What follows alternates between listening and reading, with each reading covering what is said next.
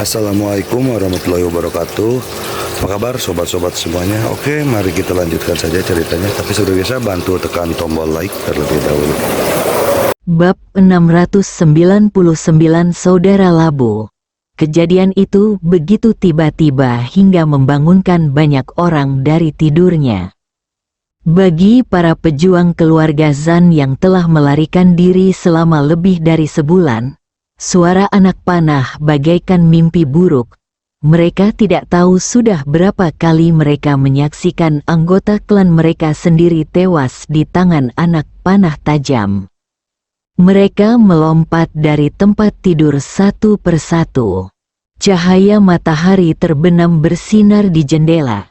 Setelah tinggal di udara terbuka selama beberapa hari terakhir, banyak orang kembali ke Tianlongzuang hari ini dan memilih untuk tidur nyenyak terlebih dahulu untuk mengisi kembali energi mereka dan bersiap menghadapi perang yang akan datang kapan saja.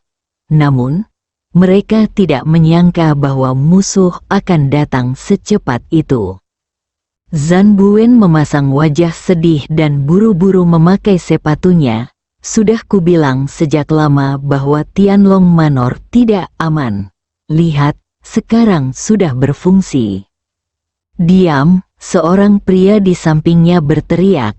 Jika kau terus bicara terlalu banyak, aku akan menghajarmu sampai mati. Kau harus belajar dari Master Musi, yang sangat bertanggung jawab saat menghadapi krisis. Zan Buwen bingung. Prajurit di sebelahnya hanyalah orang biasa di keluarga Zan. Dia berbeda. Dia memiliki status yang sangat tinggi di antara generasi muda keluarga Zan. Biasanya, ketika dia mengatakan satu, pihak lain tidak berani mengatakan dua. Tapi sekarang, dia malah meneriaki dirinya sendiri. Kau tahu dengan siapa kau bicara? Zan Buwen marah. Berbicara dengan seorang pengecut yang takut mati. Sang prajurit telah mengenakan sepatu dan membawa senjatanya. Ia melangkah keluar ruangan dan bergabung dengan yang lain. Para prajurit keluarga Zan, minggirlah. Sebuah suara tiba-tiba terdengar dari atas.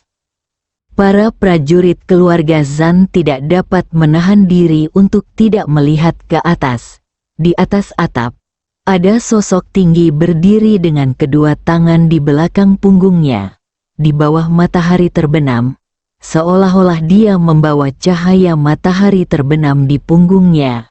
Aura yang terpancar dari tubuhnya membuat orang-orang tanpa sadar memujanya. Tuan muda Jiuxuan, Chu Chen, dia ingin bertarung sendirian? Dari suara-suara dan pergerakan di sekitar, dapat didengar bahwa setidaknya ratusan prajurit dari tim patroli Tianwaitian telah berkumpul di luar Tianlong Manor. Anak panah beterbangan ke Tianlong Manor dengan cara yang demonstratif. Benar saja, ada alam ki, dan hanya ada satu. Taois Tiambao tersenyum tipis. Saudara Labu pertama, diantarkan ke pintu rumahmu. Mereka datang. Begitu suara Chu Chen berakhir, sosok-sosok berpakaian biru muncul di sekitar dinding. Disertai dengan niat membunuh yang membumbung ke langit. Membunuh, sama seperti gaya prajurit Tianwaitian sebelumnya. Tanpa penundaan, mereka datang dan mulai membunuh. Ini juga salah satu alasan mengapa Tianwaitian mampu menduduki Pulau Naga Perang dalam waktu singkat. Selain kekuatannya yang luar biasa, pembunuhannya juga sangat kejam. Mereka yang menolak menerima perbudakan akan dibunuh. Siapapun yang melawan akan dibunuh. Bunuh siapapun yang tidak kamu sukai. Pembunuhan itu menggemparkan Pulau Naga Perang. Ahli ki realem yang kuat tidak memasuki Tianlong Manor, tetapi berdiri di luar. Dia tinggi dan kekar. membawa pedang besar di punggungnya. Dia adalah salah satu utusan khusus Tianwaitian. Wan Bonan. Para prajurit keluarga Zan cukup berani. Mereka bahkan berani tinggal di Tianlong Manor secara terang-terangan. Wan Bonan menatap ke depan dan tersenyum dingin. Apakah kamu benar-benar berpikir kamu bisa melakukannya tanpa diketahui siapapun?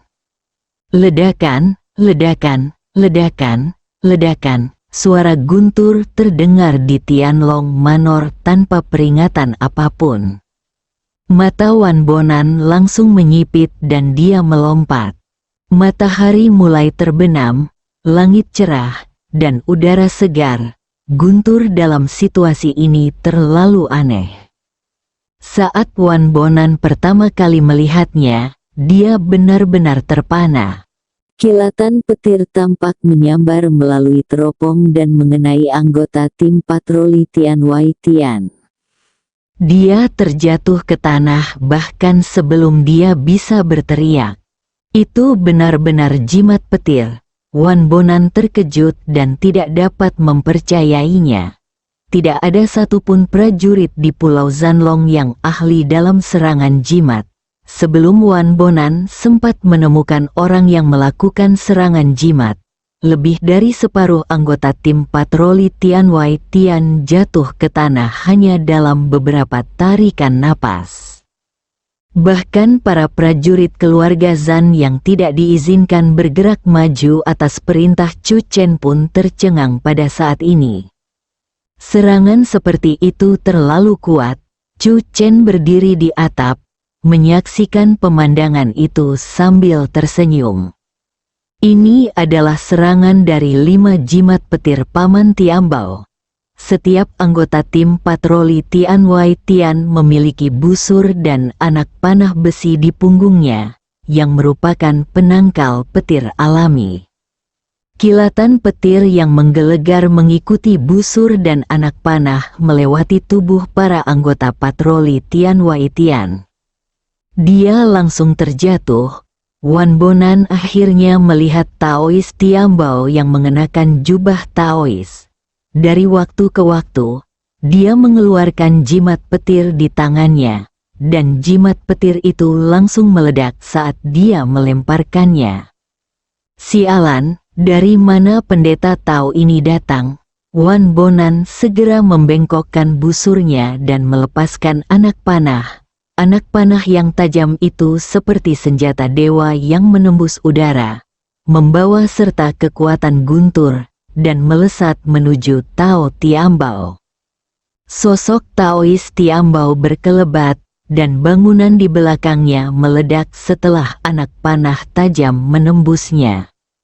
Kekuatan anak panah dari alam Qi.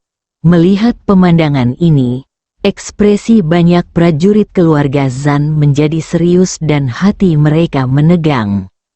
Mereka semua tahu bahwa pihak lainnya merupakan orang kuat di alam aura dari surga luar. Memanggil, memanggil, memanggil, dalam sekejap, Wan Bonan menunjukkan keterampilan memanahnya yang tak tertandingi. Anak panah yang tajam tampaknya mengandung ketajaman yang mengejutkan saat ia mengejar Taois Tiambao. Sosok Taois Tiambao berkelebat kemana-mana bagaikan hantu. Pada saat ini, para prajurit Tian Wai Tian yang baru saja terhindar dari serangan jimat guntur menghela napas lega dan segera berkumpul bersama. Membunuh, dengan momentum besar, mereka menyerbu ke arah tempat para prajurit keluarga Zan berada. Tanpa kendali jimat guntur, mereka siap membunuh tanpa pandang bulu. Ledakan, guntur tiba-tiba menyambar. Para pendekar dari Tian Wai Tian tanpa sadar mengangkat kepala mereka dan merasa ngeri saat mendapati jimat guntur yang pekat muncul di atas kepala mereka lagi. Jimat guntur bersinar dan berubah menjadi petir, menembus tubuh mereka sepanjang busur dan anak panah di belakang mereka. Ah! Teriakan tiba-tiba terdengar terus-menerus. Chu Chen duduk di atap dan mendesah. Orang lain telah memasang penangkal petir. Tetapi kalian membawa penangkal petir. Tidak heran kalian tersambar petir. Hanya dalam waktu singkat, seluruh tim patroli Tianwai Tian terjatuh ke tanah. Wan Bonan memperhatikan pemandangan ini dan ekspresinya menjadi gelap. Dia tidak dapat diganggu untuk menyelamatkan para pejuang ini dari dunia luar. Setelah melakukan tes sederhana, Wan Bonan menemukan bahwa Taois misterius di depannya juga seorang pejuang di alam Qi. Wan Bonan menyingkirkan rasa jijiknya dan memberikan segalanya. Pendeta Tao Tiambao membawa jimat di telapak tangannya dan bergegas menuju Wan Bonan. Penuh semangat juang. Ayo, saudara labu. Wan Bonan, dia tidak mengerti apa yang dimaksud Calabash Brothers. Tetapi melihat situasi saat ini, ketika kedua belah pihak hendak menentukan pemenangnya, itu jelas bukan hal yang baik untuk dikatakan. Wan Bonan langsung mencibir, "Kamu juga bayi labu." Pendeta Tao Tiambao tercengang. Dua saudara labu di alam Qi saling bertabrakan dan pertempuran pun pecah dalam sekejap. Pendeta Tao Tiambao menggunakan jimat yang tak terhitung jumlahnya dan menggunakan kekuatan jimat untuk menghadapi Wan Bonan. Wan Bonan memegang pedang panjang di tangannya, dan cahaya pedang itu tajam, yang sangat cocok dengan tubuhnya yang kekar. Keterampilan pedangnya sangat mendominasi, dengan pembukaan dan penutupan yang besar, dan tampaknya dia ingin membelah pendeta Tao Tiambao menjadi dua. Bab 700. Aku tidak mengharapkannya. Tak satu pun prajurit keluarga Zan yang kembali ke kamar. Mereka semua berjalan keluar dan menatap ke arah pertarungan antara dua penguasa alam Qi yang kuat. Mereka semua tahu betul bahwa meskipun semua anggota patroli Tianwai Tian yang dibawa Wan Bonan telah terjatuh ke tanah, duel antara Wan Bonan dan Taois Tiambao akan benar-benar menentukan hasil akhir pertempuran ini. Ternyata Zan Musi salah. Bukan karena Tuan Muda Jiuxuan berada di alam Qi, tetapi karena senior Tao dari sekte Jiuxuan ini adalah orang kuat di alam Qi. Sejujurnya, Tuan Muda Jiuxuan juga belajar banyak dari senior ini. Gelombang kedua jimat petir tadi langsung memusnahkan seluruh tim patroli Tianwai Tian. Saya tidak pernah menyangka bahwa sekte Jiuxuan benar-benar menyembunyikan kekuatannya. Untungnya, mereka bersedia menyelamatkan Pulau Zanlong di saat-saat tersulitnya.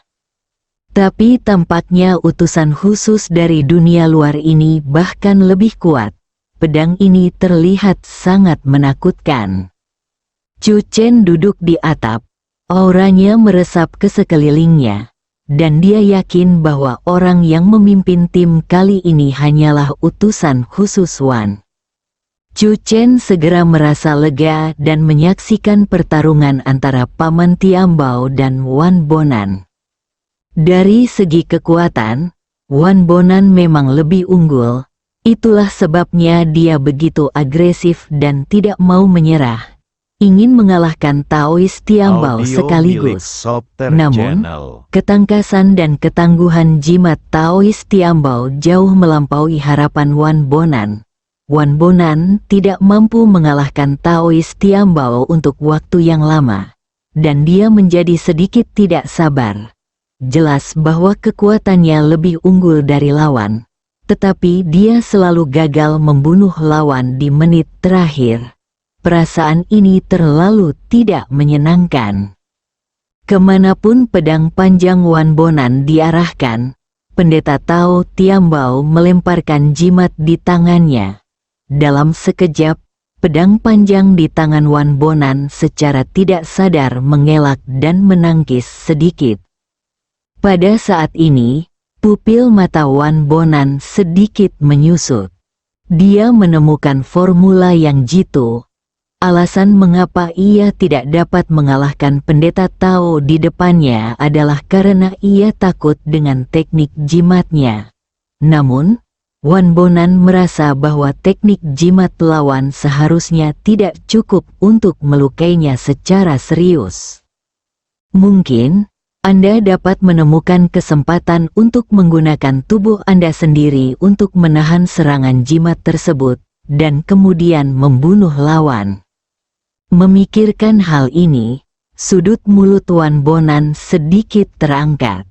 Taois Tiambao juga memperhatikan sedikit perubahan pada ekspresi Wan Bonan, dan pupil matanya sedikit mengecil. Tidak dapat disangkal bahwa utusan khusus Wan di hadapannya adalah lawan terkuat yang pernah dihadapinya. Pendeta Tao Tiambao sama sekali tidak berani menganggapnya enteng. Dia menghadapinya dengan segenap kekuatannya dan menggunakan segala cara untuk menghadapi lawannya. Tentu saja, pendeta Tao Tiambao sendiri masih memiliki beberapa kartu truf yang belum digunakannya. Pertarungan antara kedua belah pihak telah mencapai titik ini, dan pendeta Tao Tiambao baru saja bersiap untuk mencari kesempatan menggunakan jimat penenang jiwa untuk meraih kemenangan secara mengejutkan. Namun, ketika pikiran ini muncul di benak pendeta Tao Tiambao, dia melihat sudut mulut Wan Bonan sedikit terangkat. Pendeta Tao Tiambao tentu saja terkejut. Mungkinkah niatnya sudah diketahui oleh pihak lain? Hal ini memaksa Taois Tiambao untuk lebih berhati-hati. Dia tidak menyangka bahwa kesadaran tempur utusan khusus dari luar angkasa ini begitu kuat, sehingga dia benar-benar dapat memperkirakan gerakan pembunuhannya terlebih dahulu. Panggilan, serangan pedang panjang Wan Bonan langsung menciptakan angin kencang, dengan momentum seperti membelah gunung. Pendeta Tao Tiambao tampak serius dan menjawab dengan hati-hati. Semakin banyak hal ini terjadi, semakin besar pula pengaruh Wan Bonan dan mengalahkan Taois Tiambao. Situasi ini membuat para prajurit Pulau Naga Perang merasa sangat khawatir. Apa yang bisa kulakukan? Aku tidak bisa mengalahkannya. Sudah berakhir. Wajah Zan Buen memucat. Ayo cepat pergi. Wah, sebuah tamparan mendarat di wajah Zan Buen. Aku sudah lama menoleransimu, geramnya. Zan Buen merasakan sensasi terbakar di wajahnya dan menutupi wajahnya. Tepat saat dia akan meledak, dia melihat orang-orang di sekitarnya menatapnya dengan mata marah. Zan Buen segera menjadi malu-malu, cemberut, dan tidak berani mengatakan apapun. Jika pendeta Tao ini kalah, kita akan melawan mereka. Seseorang berteriak, jangan lupa, ini rumah kita. Para master sekte Jiuxuan mengorbankan nyawa mereka untuk melindungi rumah kita. Ayo bertarung. Para prajurit keluarga Zan menggenggam erat senjata mereka. Matanya tertuju pada pertempuran di depan. Di atap, Chu Chen juga berdiri dan menatap ke depan dengan bingung. Dia tidak pernah menyangka bahwa Paman Tiambao akan bersikap begitu pasif. Paman Tiambao jelas punya kartu truf lain, tetapi sekarang dia sangat berhati-hati. Terimalah kematianmu, dengan teriakan keras Wan Bonan. Dia merasa bahwa saatnya telah tiba, dan dia menebas dengan pedangnya dengan kekuatan yang besar. Ada pandangan penuh tekad di mata Taois Tiambao. Jadi, mari kita lakukan sekarang.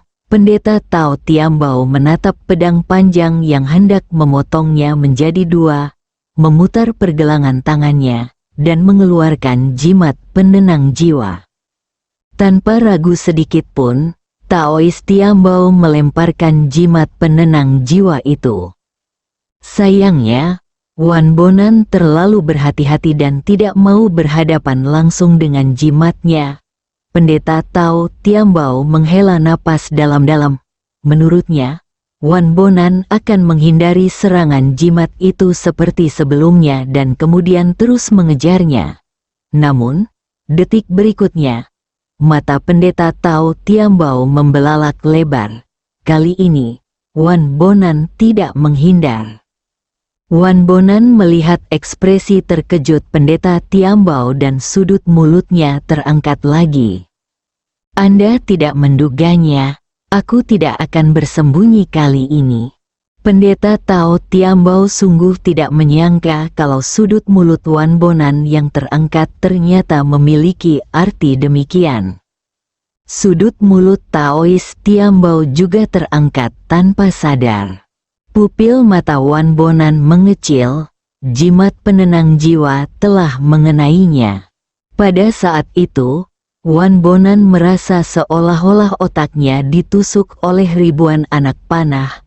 Rasa sakitnya begitu hebat hingga ia menjerit kesakitan tanpa sadar. Pergerakan pedang Audio panjang milik itu terhenti Soter tanpa Channel. disadari. Pendeta Tao Tiambao tentu saja tidak akan melewatkan kesempatan untuk membalikkan keadaan. Dia mengunci auranya pada Wan Bonan dan melancarkan serangan seperti gelombang pasang, membombardir Wan Bonan dengan kekuatan yang luar biasa. Wan Bonan memegang kepalanya kesakitan dan jatuh ke tanah. Dengan suara keras dia terjatuh dengan keras. Pendeta Tao Tiambao tidak menghentikan serangannya karena hal ini. Kekuatan Wan Bonan awalnya lebih unggul darinya, dan efek jimat penenang jiwa padanya mungkin tidak bertahan lama. Tetapi bagi Pendeta Tao Tiambao saat ini, itu sudah cukup. Pendeta Tao Tiambao tentu saja ingin menghajar Wan Bonan sampai mati karena dia akhirnya mendapatkan kesempatan itu. Terutama ketika dia memikirkan sudut mulut Wan Bonan yang melengkung tadi. Pendeta Tao Tiambao menjadi semakin marah dan hampir takut padanya. Kamu tidak menduga itu, Taois Tiambao mencibir dan menyerang pertahanan Wan Bonan dengan seluruh kekuatannya. Wan Bonan menjerit kesakitan, menderita luka parah dari dalam keluar. Jimat penenang jiwa benar-benar dapat memainkan peran yang menentukan. Chu Chen mendesah saat dia berdiri di atap. Sayangnya, bahkan setelah periode pelatihan khusus ini, dia masih tidak dapat memahami rahasia jimat penenang jiwa. Pada saat ini, para prajurit keluarga Zan sedang gempar, bersambung.